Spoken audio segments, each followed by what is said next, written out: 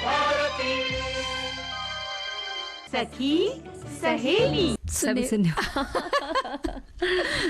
अच्छा आप पहले नमस्ते कर दो। अच्छा ठीक है। सुनने वाली हमारी सभी सखियों सहेलियों और श्रोता भाइयों को दीपा माहेश्वरी का और राजश्री त्रिवेदी का प्यार भरा नमस्कार। कैसी हैं दीपा? आपको भी नमस्कार। मुझे भी नमस्कार और तुम्हें भी नमस्कार दीपा।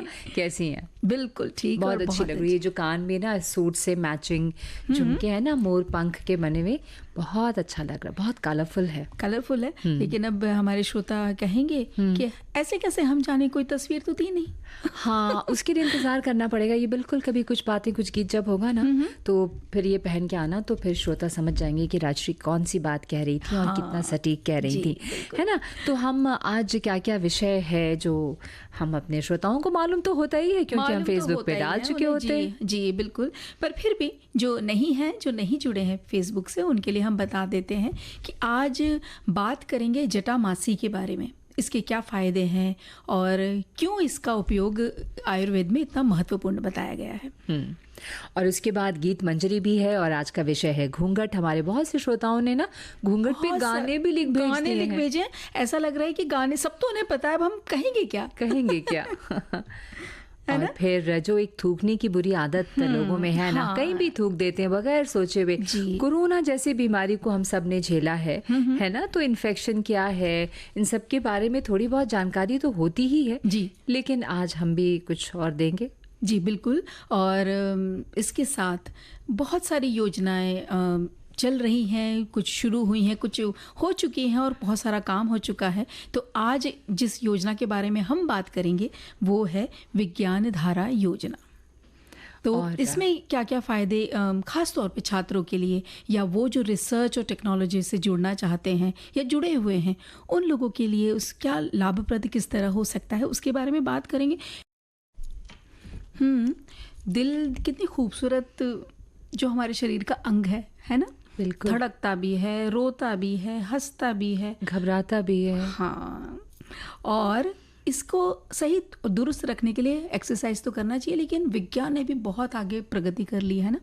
दिल धड़कता रहे, इसके लिए कई सारे आज साजो सामान है जिसके बारे में हम बात करेंगे। हाँ। है ना भाई। विज्ञान धारा योजना एक महत्वपूर्ण पहल है जिसका उद्देश्य पूरे भारत में वैज्ञानिक अनुसंधान को बढ़ावा देना है और नवाचार की संस्कृति को भी बढ़ावा देना है। विज्ञान धारा योजना की शुरुआत विज्ञान और प्रौद्योगिकी मंत्रालय द्वारा वैज्ञानिकों, शोधकर्ताओं और नव प्रवर्तकों को वैज्ञानिक ज्ञान की उन्नति के लिए सहयोग करने के लिए एक मंच प्रदान करने के लिए की गई थी। और ये योजना समावेशी वृद्धि और विकास से बुनियादी वैज्ञानिक अनुसंधान और इसके अनुप्रयोगों में अंतर को भरने का भी प्रयास करती है। इसलिए ये सामाजिक आर्थिक लाभों के साथ तकनीकी उन्नति को बढ़ावा देती है। जी। और ये योजना विकास और नवाचार को आगे बढ़ाने में वैज्ञानिक अनुसंधान की क्षमता का पूर्ण उपयोग करने के लिए डिज़ाइन किया गया है।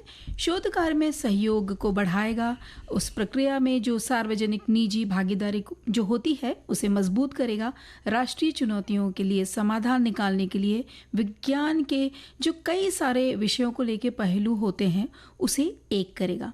यानी इस तरह ये शोधकर्ताओं को बहुत ही आधुनिक वैज्ञानिक कार्य करने के लिए धन और जो बेसिक एस्पेक्ट्स होते हैं ना, बुनियादी ढांचा, उसका समर्थन और एक सक्षम वातावरण प्रदान करता है। बिल्कुल दीपा। और विज्ञान धारा योजना वैज्ञानिक ज्ञान को साझा करने के लिए सम्मेलन करता है, कार्यशालाएं आयोजित करता है और सेमिनार भी।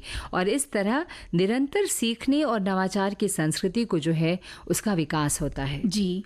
तो कैसे ये शुरुआत हुई, क्या बात हुई जिसकी वजह से ये विज्ञान धारा योजना की बात निकली? तो विज्ञान धारा का ये पहल मूल रूप से भारत में वैज्ञानिक अनुसंधान और नवाचार के लिए एक संगठित प्रणाली की बढ़ती हुई आवश्यकता से उपजी है।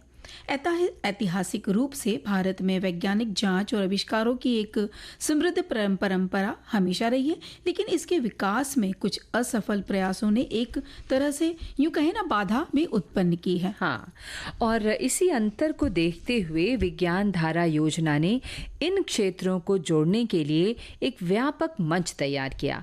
इसका उद्देश्य ही था कि वैज्ञानिक अनुसंधान को उद्योग और राष्ट्रीय विकास आवश्यकताओं के साथ जोड़कर make in India, digital India और आत्मनिर्भर भारत जैसी अन्य राष्ट्रीय प्राथमिकताओं के साथ तालमेल बिठा सके। जी, और इसके योजना के उद्देश्य क्या है?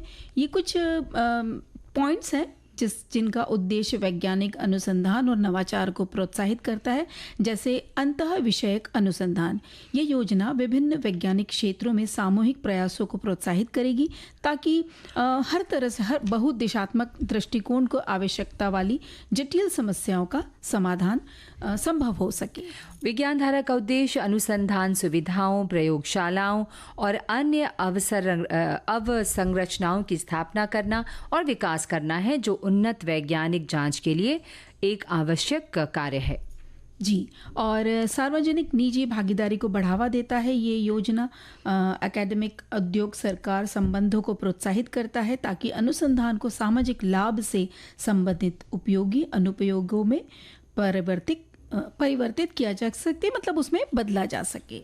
और दीपा, अनुदान जो है ये छात्रवृत्ति और नेटवर्किंग के साथ कौशल विकास के माध्यम से युवा प्रतिभाओं का पोषण करना इसका एक प्रमुख उद्देश्य है। जी, और उन क्षेत्रों पर भी ये केंद्रित करती है जो सतत विकास में लक्ष्यों के अनुरूप है, ताकि ये सुनिश्चित किया जा सके कि वैज्ञानिक विकास पर्यावरण और सामाजिक आर्थिक कल्याण के लिए भी ये लाभकारी बने। और विज्ञान धारा योजना को महत्वपूर्ण तत्वों के एक समूह के इर्द गिर्द तैयार किया गया है, जिन्हें भारत के वैज्ञानिक क्षमताओं को बेहतर बनाने के लिए एक साथ काम करने के लिए जोड़ा गया है। जी, और अनुसंधान, अनुदान और वित्त पोषण, इस योजना का उद्देश्य विभिन्न वैज्ञानिक क्षेत्रों में सहयोग के साथ प्रयासों को बढ़ावा देता है ताकि जटिल समस्याओं का समाधान किया जा सके और उनके लिए एक मल्टी पर्सपेक्टिव, मतलब हर तरह से दृष्टिकोण की जो आवश्यकता होती है वो मिल सके। और विज्ञान धारा का उद्देश्य ये भी है कि विभिन्न अनुसंधान सुविधाओं, प्रयोगशालाओं और प्रौद्योगिकी पार्कों की स्थापना और संवर्धन करना है, ताकि अच्छी गुणवत्ता वाले अनुसंधान के लिए ज़रूरी बुनियादी सहायता प्रदान की जा सके। जी, और इसमें परीक्षण कार्यक्रमों का, कार्यशालाओं का और सेमिनारों का प्रावधान है। जो भी रिसर्चर्स होते हैं और वैज्ञानिक होते हैं, उनके कौशल और ज्ञान को उन्नत करने के लिए आवश्यक होता है ये सब करना। बिल्कुल, और ये संघों और नेटवर्कों को विकसित करने में बहुत सुविधा प्रदान करता है, जो कई विभिन्न क्षेत्रों और संस्थानों के विशेषज्ञों को एक साथ आकर एक आम चुनौती पर काम करने की अनुमति देता है। और सम्मेलन और शोध निष्कर्षों का प्रकाशन, ज्ञान का प्रसार और वैज्ञानिक जांच की संस्कृति को बढ़ावा देकर विज्ञान धारा के लिए एक मार्ग तैयार करता है। और इसका बहुत महत्व भी है भाई विज्ञान धारा योजना का, और वो ये कि भारत में विकास के संबंध में विज्ञान धारा योजना जो है वो वैज्ञानिक अनुसंधान और नवाचार को बढ़ावा देकर ये स्वास्थ्य, कृषि, ऊर्जा और पर्यावरणीय स्थिरता जैसे मुद्दों को संबोधित करने की एक महत्वपूर्ण अभिन्न विधि के रूप में सामने आती है। और इस तरह ये एक मजबूत नवाचार पारिस्थितिकी तंत्र के विकास में सहायता करता है, जो आर्थिक विकास और प्रतिस्पर्धात्मकता के लिए आवश्यक है। सबसे जरूरी बात यह है कि शोध कार्य और सार्वजनिक निजी भागीदारी की अंतः विषय प्रकृति ये सुनिश्चित करती है कि वैज्ञानिक परिणाम जो है वो केवल शिक्षाविदों तक ही सीमित नहीं रहे, बल्कि पूरे समाज में लाभ पैदा कर सके। और ये योजना विज्ञान के अंतर्राष्ट्रीय समुदाय की भी मदद करती है, क्योंकि भारतीय शोधकर्ता दुनिया भर में अन्य शोधकर्ताओं के साथ काम करते हैं, तो जिससे वैश्विक स्तर पर उनकी प्रतिष्ठा बढ़ सके और वो शोध कर सके। इतनी सारी बातें जो विज्ञान की हो रही हैं, है ना, कहीं भारी तो नहीं हो रहा? सब कुछ भारी नहीं हो रहा, कहीं और जाने का मन हो रहा है। कुछ चीज़ों के बारे में सोच रही हूँ, बताऊँ क्या? लेकिन अगर पढ़ लिख लो, समझ जाए तो हम अनाड़ी नहीं रहेंगे, है ना? बिल्कुल। और दीपा, एक हमारे श्रोता ने इस विषय से संबंधित संदेश हमें भेजा था कि विज्ञान धारा योजना भारत सरकार की एक पहल है जिसका उद्देश्य विज्ञान शिक्षा को प्रोत्साहित करना और छात्रों को इस क्षेत्र में करियर बनाने के लिए प्रेरित करना है। इसके तहत आधुनिक लैब की सुविधाएं, शिक्षकों का प्रशिक्षण और विज्ञान प्रतियोगिताओं का आयोजन किया जाता है ताकि छात्रों में वैज्ञानिक सोच विकसित हो और ये विज्ञान में रुचि लें। जी, और आम जनता के बीच वैज्ञानिक सिद्धांतों का ज्ञान बढ़ता है तो आलोचनात्मक सोच विकसित होती है और वैज्ञानिक गतिविधियों के प्रति उत्साह भी पैदा होता है। और बिल्कुल एक वैज्ञानिक रूप से साक्षर समाज का निर्माण करना जो साक्ष्य आधारित तर्क और नवाचार की सराहना करता हो। जी बिल्कुल, एक ऐसा वातावरण निर्मित होगा जहां विज्ञान की सराहना की जाएगी, उसे दैनिक जीवन में शामिल किया जाएगा और सामाजिक प्रगति और नवाचार के लिए ये महत्वपूर्ण माना जाएगा। ऐसा लगता है, ऐसा सोचा गया है कि ये परिणाम इस योजना के बाद हमें देखने को मिलेंगे। बिल्कुल, अगर इसको दिल से किया जाए तो क्यों नहीं लागू होगा। आप जब अपने दिलो जान से किसी चीज़ के पीछे पड़ते हैं और उसके तरफ कार्य करते हैं तो उसका रिजल्ट मिलता है ना दीपा। बिल्कुल। और देखिए ना, कुछ विज्ञान ने इतनी सारे शोध कर लिए, हमने कोरोना का समय देख लिया, लेकिन कुछ आदतें अभी भी हमने नहीं सुधारी। बिल्कुल, बहुत ज़्यादा ज़रूरी है। देखिए, जैसे कि कहते हैं ना कि एक व्यक्ति के लिए उसका संस्कार, उसकी संस्कृति, उसकी पहचान बन जाती है। उसके हाव भाव, चाल चलन, बोलना, उठना, बैठना उसके व्यक्तित्व को दर्शाता है। तो अच्छी आदतें भी तो एक अच्छे व्यक्तित्व का अंग है ना राजेश्री जी? बिल्कुल बिल्कुल। और भाई, अब बुरी आदत है तो कई सारी हो सकती है बुरी आदत, जैसे नशा करना, या घर की बात करें तो घर में किसी बात पे मतभेद हो जाए तो लोग मनभेद भी करने लगते हैं, झगड़ा कर लेते हैं, ऊंची आवाज़ में बोलना हो या बात बात पर नाराज़ भी हो जाना। ये भी जो है ना, इस तरह की आदतों की अगर हम बात करें तो जैसे नशे के अभी हम बात कर रहे थे ना, एक और आदत है जो बहुत ही गलत ढंग से आपको पेश करता है और वो है कहीं भी थूकने की आदत। कई बार ना कहीं जाओ, देखो सीढ़ियों पे लोगों ने वो पान खाते हैं या कई तरह की चीज़ों का सेवन करते हैं जी। और फिर उसको कहीं भी ये बगैर सोचे हुए कि भाई ये वातावरण को दूषित कर रहा है, ये गलत है जी। मुझे लगता है कि दीपा ये सारी बातें लोग जानते भी हैं, जो करते हैं वो भी जानते हैं, जो करते हैं वो भी जानते हैं। वो ऐसा नहीं है कि वो ना चाह रहे हैं, वो चाहते हैं कि हम इसे छोड़ दें लेकिन छोड़ नहीं पा रहे हैं। लेकिन देखिए, बहुत गंदा दृश्य लगता है ना सखियों, हमारे दोस्त जो सुन रहे हैं, हम उनसे भी पूछना चाह रहे हैं कि जब भी कहीं थूकते हुए किसी को देखते हैं, कोई सार्वजनिक स्थल हो या कोई शादी ब्याह या कोई पार्टी है ना, कोई समारोह हो, वहाँ कोई पान खाकर थूक देगा, कोई खांसी करके कफ होने पर उसे निकाल देगा, ऐसे कहीं भी मतलब क्या हम कहीं पे भी ये कर सकते हैं? खुली जगह पर इस तरह के कृत्य को करना कितना बुरा लगता है। बिल्कुल भाई, पान गुटखा चबाकर यहाँ वहाँ गंदा करना या आम आदमी की आदतों में शुमार है और सरकारी दफ्तरों से लेकर स्कूल कॉलेज की दीवारें इसकी बिल्कुल गवाह हैं। इससे न सिर्फ गंदगी फैलती है बल्कि टीबी जैसी संक्रामक बीमारियों का भी डर बना रहता है। स्वच्छ भारत अभियान की तर्ज पर केंद्र सरकार ने इस बुरी आदत के खिलाफ जागरूकता अभियान शुरू किया है, किंतु इसमें पूर्ण सफलता अभी मिलनी बाकी है। क्योंकि हम लोग सबका साथ नहीं मिल रहा है ना। और अत्यधिक कारण अगर सोचा जाए तो अत्यधिक लार बनने के कारण थूकने की बार बार इच्छा होती है। ऐसा विशेषज्ञ, ये जो डॉक्टर्स हैं वो बताते हैं कि जिससे वो व्यक्ति साफ स्थान भी गंदा कर देता है और इसे थूक देर तक मुंह में रहे या गले में रखने से ग्रास नली जो होती है, हमारा जो इसोफेगस जो कहते हैं, उसका कैंसर और गैस्ट्रिक अल्सर का भी ये प्रमुख कारण बन जाता है। अब जो पब्लिक प्लेसेस हैं, सार्वजनिक स्थान हैं, सड़कों पर ये जो थूकने से संक्रमण का खतरा होता है, ये कोरोना वायरस के फैलने के जो प्राथमिक कारण है उनमें से ये एक बना रहा। दीपा, हमारे एक श्रोता ने लिखकर भेजा है कि छोटे और किशोर बच्चे अगर हर समय ऐसा करते हैं तो उनकी पेट में कृमि होने के लक्षण हो सकते हैं।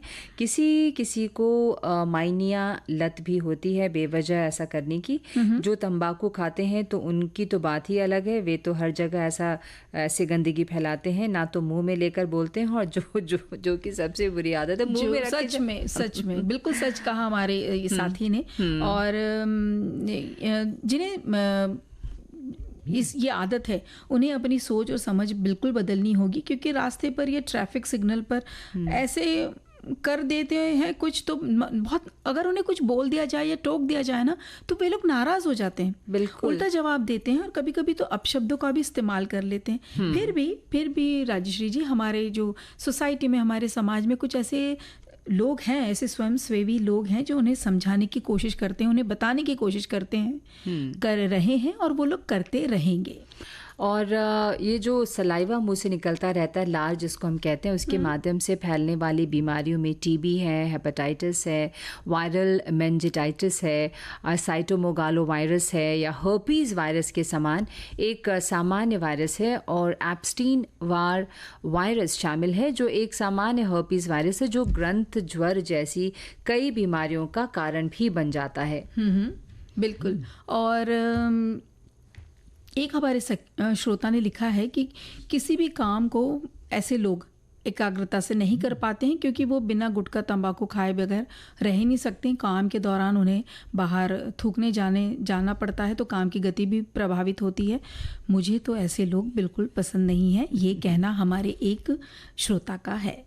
क्या बात है। और एक श्रोता ने लिखा है कि भाई ये आदत बहुत से लोगों में होती है, मुझे तो इस आदत के जो शिकार रहते हैं उन व्यक्तियों से भी बहुत दूरी बनाकर रहता हूँ। ख़ासतौर पर गुटखा तंबाकू खाने वाले इस बुरी आदत के बहुत ज़्यादा शिकार होते हैं, और कुछ लोग गुटखा तंबाकू को खाए बिना जबरन जो है वो आसपास गंदगी करते रहते हैं। तंबाकू और गुटखा खाने वाले हर जगह गंदगी फैलाते हैं, किसी भी काम को वो एकाग्रता से नहीं कर पाते, क्योंकि बिना गुटखा तंबाकू खाए बिना उनसे काम ही नहीं होता, और काम के दौरान बाहर जाते हैं और काम की गति प्रभावित होती है। मुझे ऐसे लोग बिल्कुल भी पसंद नहीं है। बहुत से लोगों को पसंद नहीं है, किसी को नहीं पसंद होगा मुझे लगता है ना। बिल्कुल बिल्कुल। लेकिन जिन्हें ये आदत है ना दीपा, उन्हें अपनी सोच और समझ बदलनी होगी भाई, क्योंकि रास्ते पर या ट्रैफिक सिग्नल पर अगर ऐसे लोगों को टोक दिया जाए तो वो नाराज हो जाते हैं, जैसा अभी आपने कहा था, और जवाब भी दे देते हैं। बिल्कुल, प्यार से अगर उन्हें समझाया जाए तो शायद वो मान भी जाए। तो कुछ इस तरह से भी समझाया जा सकता है। और हम हैं आपके साथ, हम मतलब राजश्री और दीपा। और अब जो है वो है घूंघट विषय पर आज हमारा जो है वो गीत मंजरी है, लेकिन वो हम लेकर आएंगे अपने इस विषय के बाद। बिल्कुल। तो हाँ, आज हम दोनों ना एक दूसरे को बोलने नहीं दे रहे हैं या बहुत कुछ बोलना चाहते हैं? जैसे बहुत कुछ बोलना, बहुत कुछ बात करना चाहते हैं, क्योंकि हम तो यहाँ ऐसे बात करते हैं जैसे तुम और मैं हम साथ बात कर रहे हैं। बाकी वो हमारे श्रोता सुनते हैं, हमें लिखते हैं, हम उसको शामिल करते जाते हैं, है ना। तो अभी कुछ बता रही थी आप। यही कि ये जो जटामासी के बारे में जब शोध कर रहे थे ना कि ये कितना फायदेमंद है, क्योंकि दादी से सुना है हमने, और भी कई मित्रों से और बड़े बुजुर्गों से सुना है। और पहले जब घर में छोटे हुआ करते थे ना, तो कभी कभी वो मम्मी शैम्पू बना देती थी आंवला अरीठे का, उसमें भी डालती थी। तो याद आया कि जटामासी देखिए कितना लाभप्रद है। ये किसी जटाधारी तपस्वी के समान वरदान है, ऐसा कहा जाता है इसके बारे में। तो 2 शब्द से बना है ये नाम, जटा और मानसी। और जटा मतलब भाई इस वनस्पति की जड़ें हैं, वो जटाओं के हैं, और जो मानसी है वो मन और बुद्धि पर ये काम करती है जी। और इंटेलेक्चुअल फंक्शंस यानी बौद्धिक विकास को बढ़ाने के लिए ये बहुत फायदेमंद है।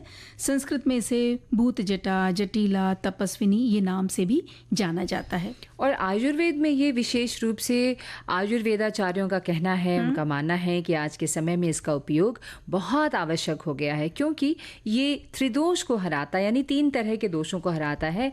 शरीर में वात, पित्त और कफ, इनका समतोल बना, इनका जो है वो समन्वय बनाए रखता है, यानी बैलेंस रखता है इन तीनों दोषों को। और मानसिक विकारों में जैसे स्ट्रेस हुआ या एंजाइटी, डिप्रेशन, इंसोम्निया, ये बड़े आजकल ना ये सारी चीज़ें लोगों में देखने को मिल रहा है, बिल्कुल आम सी हो गए ये विकार। इनमें बहुत लाभकारी ये पाया गया है। एपिलेप्सी में भी इसका फायदा देखा गया है राजश्री जी। और पाचन क्रिया संबंधी विकार में भी आयुर्वेद में इसका इस्तेमाल बताया गया है। साथ ही इसका गुण धर्म, लघु और स्निग्ध बताया है। जैसे लघु पचने में हल्का और स्निग्ध मतलब चिकनापन लिए हुए होता है। ल्यूब्रिकेंट या लुब्रिकेशन उत्पन्न करता है ये। जी। स्वाद इसका थोड़ा कड़वा, कसेला और मीठा है और इसकी तासीर ठंडी होती है। इसे मेद भी कहा जाता है। मेद का अर्थ होता है बुद्धि के लिए, तो ये उसमें बहुत लाभकारी है। जैसे कि विस्मरण, भूलने जैसे जो समस्याएं होती है ना, तो उसमें भी इसका बहुत लाभ बताया गया है। बहुत ज़्यादा पेट में दर्द हो, जैसे ब्लोटिंग हो जाती है, मतलब कि पेट में वायु भरना, गुड़गुड़ाहट जैसी जब फीलिंग आती है, तो इन समस्याओं में भी दिया जाता है। और लीवर के लिए कहा जाता है कि लीवर ठीक करने के लिए स्टिमुलेंट इसे माना गया है। और बताया ये भी गया है कि भाई जॉन्डिस जैसी अवस्थाओं में भी ये लाभकारी है। हृदय संबंधी रोगों में फ़ायदेमंद है। बीपी बढ़ना या पैल्पिटेशन या हार्ट बीट को ये नियमित करता है। और किडनी संबंधी परेशानियों में भी ये बहुत उपयोगी बताया गया है। और जैसे कि यूरिन में चलन होना या यूरिन का फ्लो कम हो जाना, बार बार यूरिन के लिए जाना, ब्लैडर का इन्फेक्शन, इन सब में इसका बहुत उपयोग है। इसके साथ इनफर्टिलिटी में भी लाभकारी है कि जिन्हें बच्चे होने में परेशानी है या दिक्कत है, वहाँ भी इसका लाभ देखा गया है। बिल्कुल। और इसे ना आयुर्वेद में तपस्विनी के नाम से भी जाने जाने वाली ये जो जटामासी है, एक 12 मासी बौनी रोएदार शाकाहारी और लुप्त प्राय पौधों की प्रजाति है। हमारी एक श्रोता लिखती हैं, ये मस्तिष्क के लिए टॉनिक के रूप में काम करता है और अपने एंटीऑक्सीडेंट गुण के कारण कोशिका क्षति को रोकता है, याददाश्त और मस्तिष्क के कार्यों को बेहतर बनाने में मदद करता है। ये मस्तिष्क को शांत करता है और चिंता के साथ साथ अनिद्रा को भी नियंत्रित करता है। जी, एक और हमारे श्रोता लिख भेज रहे हैं कि जटामासी अनेक स्वास्थ्यवर्धक गुणों वाली जड़ी बूटी है। आयुर्वेदिक इलाज में बहुत समस्याओं में इसका प्रयोग किया जाता है। इसका पौधा ज़्यादातर हिमालय क्षेत्रों में पाया जाता है। इसे बालछड़ नाम से भी जाना जाता है। देखिए कितने नाम अभी हमें पता चल गए। आजकल मार्केट में इसकी जड़ या चूर्ण रूप में ये मिलता है। इससे रक्तचाप, पाचन क्रिया, बालों को मजबूत बनाने के लिए और मानसिक स्वास्थ्य के लिए भी उपयोग में लिया जाता है। इसका प्रयोग एक जानकार आयुर्वेदाचार्य की सलाह के अनुसार ही करना चाहिए। ये तो बिल्कुल सही बात हाँ, है। ये जो ओवर द काउंटर लोग दवाइयाँ खरीद लेते हैं, चाहे वो आयुर्वेद ही क्यों ना हो, नहीं करना चाहिए। ऐसे हमारे एक श्रोता ने भी लिख के भेजा। और लिखती हैं कि जटामासी की जड़ में कई खास तत्व पाए जाते हैं जो पेट में जाकर पाचन क्रिया को उत्तेजित कर देते हैं। इसके सेवन से खट्टी डकार, पेट फूलना और कब्ज जैसी कई समस्याओं को भी दूर किया जा सकता है। बिल्कुल। और जो बात कर रहे थे हम कि इसे डिलीवरी के बाद भी इसका सेवन बताया गया है, क्योंकि ये गर्भाशय को साफ करता है, साथ ही बालों के लिए बेहद ही अच्छा है। हमारी सखियां तो जानती ही होंगी राजेश्री जी कि ये हर्बल शैम्पू बनाने में आंवला अरीठा शिकाकाई के साथ इसका इस्तेमाल होता है। रूसी कम करता है ये बालों में। सर की जो त्वचा होती है उसमें किसी प्रकार का अगर इन्फेक्शन आया है तो उसे भी साफ करता है। और जैसा नाम है, बालों को मजबूत बनाता है, तो जैसा नाम है वैसा ही इसका काम है। और अब बात हो रही है उस घूंघट में छुपे हुए चेहरे की नहीं, वो जो चेहरा उस घूंघट में छिपा रहता है। बिल्कुल। घूंघट में रहकर हल्का सा मुस्कुराना जानती है। तहजीब है ये औरत ही जानती है। घूंघट लेना, सिर पर पल्ला रखना, ये हमारी संस्कृति, हमारे संस्कारों की पहचान है, परिचायक है। सिर पर पल्ला रखकर हम महिलाएं या एक औरत अगर सम्मान दे रही है तो सम्मान आपसे मांग भी रही है, उसे ज़रूर दीजिए। घूंघट में एक युवती की सुंदरता और निखर कर आती है। 16 श्रृंगार किए जब एक स्त्री आखिर में सर पर पल्ला लेती है ना, जब पूरी सज जाती है तो घूंघट डालती है तो भंवरे भी कुछ इस तरह कह उठते हैं। बस गई निगाहें उनके दीदार को, वो हैं कि अभी तक घूंघट में बैठे हैं। एक बार फिर से बोलिए ना। तरस गई निगाहें उनके दीदार को, वो हैं कि अभी तक घूंघट में बैठे हैं। न जाने कब वो चांद का टुकड़ा दिखेगा, न जाने कब वो चांद का टुकड़ा दिखेगा। आज तो ए दिल लगता है प्यार हमारा कुछ ऐठे बैठे हैं।